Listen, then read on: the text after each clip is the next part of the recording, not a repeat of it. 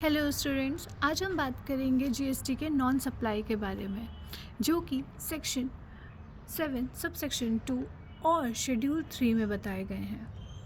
Monika ma'am, non supplies याद करना ना बहुत मुश्किल लगता है। एक्चुअली पता दिक्कत क्या है, सब कुछ सप्लाई जैसा लगता है, तो कैसे याद रखेंगे कि क्या सप्लाई है और क्या सप्लाई नहीं है। आइए पहले बेसिक समझते हैं।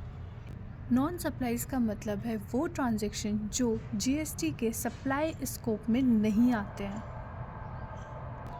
चाहे वो कंसिडरेशन हो या ना हो।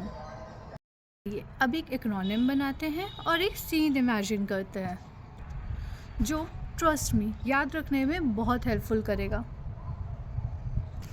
The acronym is big peg. ना, वो वाला पेग नहीं, आप गलत समझ रहे हैं। ओके, यहाँ पे पेग का मतलब कुछ और है। Big stand for BIG, peg, that means PEG। B stand for burial and funeral services. G stand for government duties and function. अब आप बोलोगे मैम आई कहाँ गया? I is in silent. Okay, वो सिर्फ आपको एक एक्रोनिम बनाने के लिए यूज़ किया गया था। तो आई का मतलब कुछ भी नहीं होता है। B stand for burial and funeral services. G stand for government duties और फंक्शन। अब आगे चलते हैं। P stand for private employer employ relationship which involve salary का payment. E stand for entire court or tribunal services.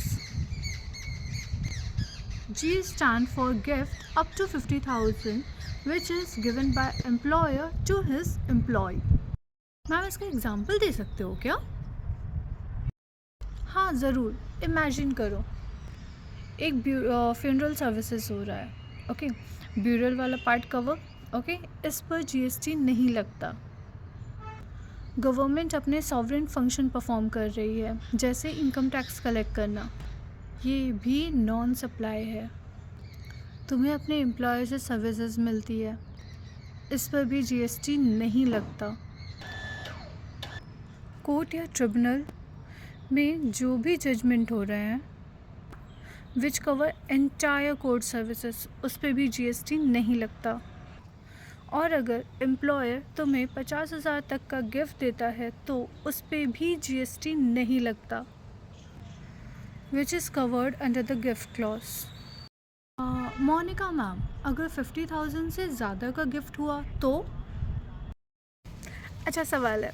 अगर 50,000 से ज़्यादा का गिफ्ट हुआ तो जो भी एक्स्ट्रा अमाउंट होगा उस पर जीएसटी लगेगा। मोनिका मैम, ये सीन बहुत इंटरेस्टिंग है, मस्त से एक्चुअल में, बट याद रखने के लिए कोई और ट्रिक है क्या? हाँ है ना, एक एक्रोनिम और एक इजी स्टोरी याद रख सकते हो आप। इमेजिन करो एक इंसान का ब्यूरियल हो रहा है, गवर्नमेंट टैक्स कलेक्ट कर रही है और सैलरी दे रही है। कोर्ट में उस इंसान के केस का डिसीजन हो रहा है।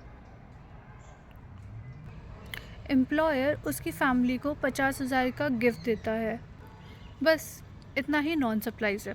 सो याद रहेगा ना? यस मैम, अब तो याद रहेगा। एक्रोनिम भी यूज़फुल है और स्टोरी भी। Thank you so much Monika ma'am.